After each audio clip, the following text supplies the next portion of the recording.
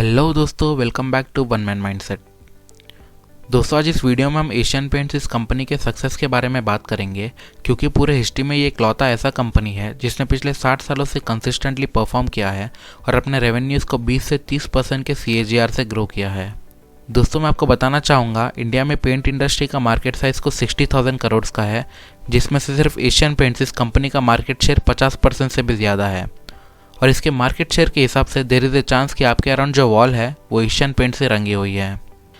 आज 50 साल के डोमिनेशन के बाद भी ये कंपनी अपने डीलर्स और कस्टमर्स को अट्रैक्ट करती है और 65 डिफरेंट कंट्रीज़ में अपने सर्विसेज को प्रोवाइड करती है। दोस्तों, अब आप इन अचीवमेंट्स को देख के ये सोच रहे होंगे कि कैसे इस कंपनी ने इतने सालों से अपने रेवेन्यूज़, अर्निंग्स और शेयर होल्डर वेल्थ को कंसिस्टेंटली ग्रो किया।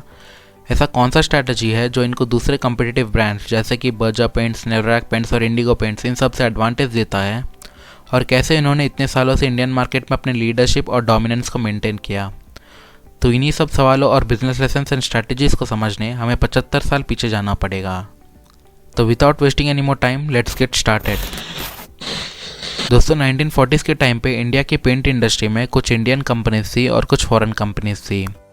लेकिन क्योंकि ये टाइम पे वर्ल्ड वार 2 चल रहा था, तो इसी इंटरनेशनल कॉन्फ्लिक्ट की वजह से पेंट्स के इंपोर्ट्स पर टेम्पररी बैन लगा दिया गया। अब टेम्पररी बैन की वजह से इंडिया में लोगों को पेंट इंडस्ट्री में अपॉर्चुनिटी दिखा, पर ऐसे इंटेंस टाइम्स पे न्यू पेंट कंपनी को लॉन्च करके एग्जिस्टिंग कंपनीज जैसे कि शालीमार पेंट्स के साथ कम्पीट करना एक चैलेंजिंग टास्क था। लेकिन भी 26 year old visionary entrepreneur Champaklal चौकसी ने उनके 3 दोस्त चिमनलाल चौकसी, सूर्यकांत दनी और अरविंद वकील के साथ मिलकर 1942 में एशियन पेंट्स नाम की कंपनी सेटअप की। अब इन चारों ने इंडस्ट्रियल पेंट्स की जगह पे डेकोरेटिव रिटेल सेगमेंट पे फोकस किया, क्योंकि तब के टाइम पे industrial paint business price driven होता था। मतलब जिस कंपनी का प्रोडक्ट सबसे सस्ता होता था, वही कंपनी का प्रोडक्ट सबसे ज़्यादा बिकता था। दोस्तों, अब इनिशियल डेज में इनका सबसे पहला चैलेंज ये था कि इन्हें अपने प्रोडक्ट्स को कस्टमर्स तक पहुंचाना है। लेकिन तब के टाइम पे बहुत कम डिस्ट्रीब्यूटर्स होते थे जो पूरे इंडिया के सप्लाई चेन को कंट्रोल करते थे। और जब मिस्टर चौकसी ने इन्हें अप्रोच किया, तो सारे डिस्ट्रीब्यूटर्स ने इनके पेंट को डिस्ट्रीब्यूट करने से मना कर दिया। अब सिचुएशन को देखते हुए मिस्टर चंपकलाल चौकसी ने बिग सिटीज़ की जगह पे रूरल एरियाज़ में अपने पेंट्स को डायरेक्ट शॉपकीपर्स के द्वारा सेल करने का डिसीजन लिया। दोस्तों, पेंट एक FMCG प्रोडक्ट है, यानी ऐसे प्रोडक्ट्स जो जल्दी सेल हो जाते हैं। और यहाँ पे मेन चैलेंज ये था कि जनरली स्मॉल रिटेलर्स के पास सफिशिएंट स्टोरेज फैसिलिटीज़ नहीं होती जहाँ पे वो लार्ज अमाउंट में स्टॉक को मेंटेन कर सके।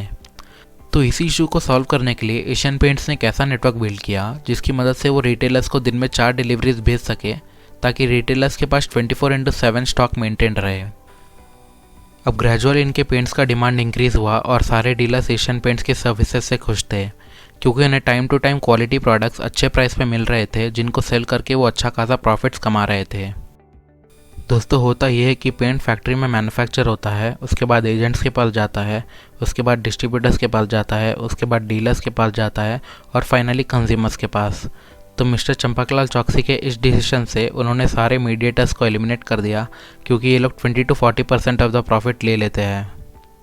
अब इसी स्ट्रैटेजी की वजह से उनको दूसरे ब्रांड्स के ऊपर एक एडवांटेज मिला, और इसी एडवांटेज की वजह से एशियन पेंट्स आज अपने MRP का 97% एज ए रेवेन्यू लेती है, वेरएज दूसरे ब्रांड सिर्फ 60% ऑफ द MRP, क्योंकि वो लोग डिस्ट्रीब्यूटर्स और एजेंट्स पर डिपेंड है।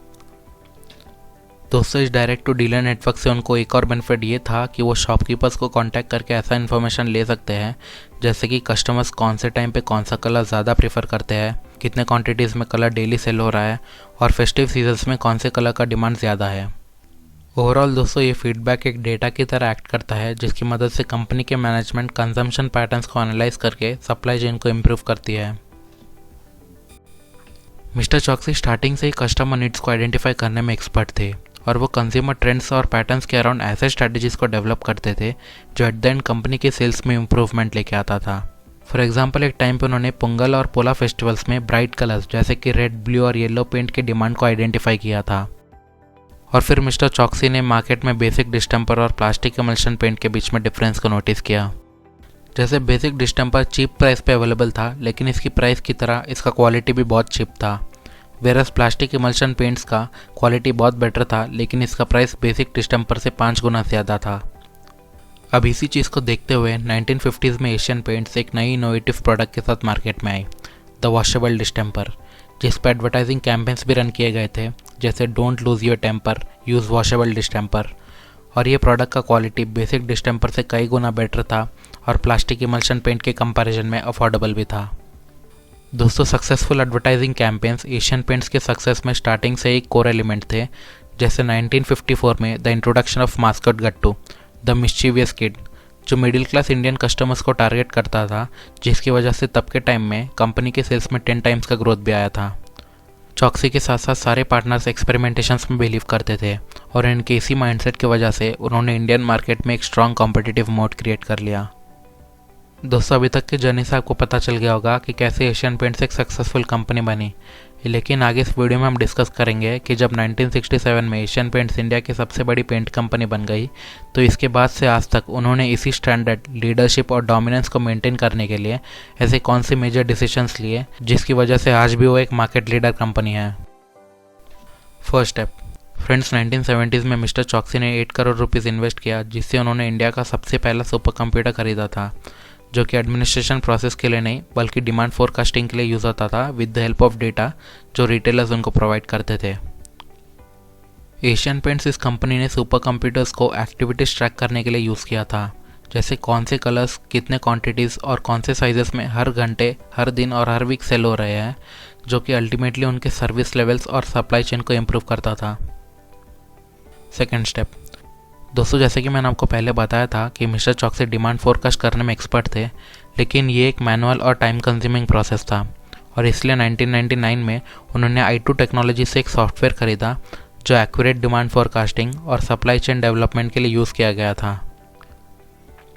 थर्ड स्टेप, अब जैसे एशियन पेंट्स टाइम के साथ साथ चेंजेस को अडॉप्ट करती थी, वैसे ही उन्होंने 2010 से 2015 के बीच में GPS यानी ग्लोबल पोजिशनिंग सिस्टम, इस टेक्नोलॉजी को यूज़ किया ताकि वो अपने डिलीवरी व्हीकल्स के मूवमेंट्स को ट्रैक कर सके और अपने सप्लाई सिस्टम को और एफिशिएंट बना सके। दोस्तों, एशियन पेंट्स हमेशा से अपने कॉम्पिटिटर से एक स्टेप आगे थी और इसलिए आज 50 साल बाद भी वो इंडिया की सबसे बड़ी पेंट कंपनी है।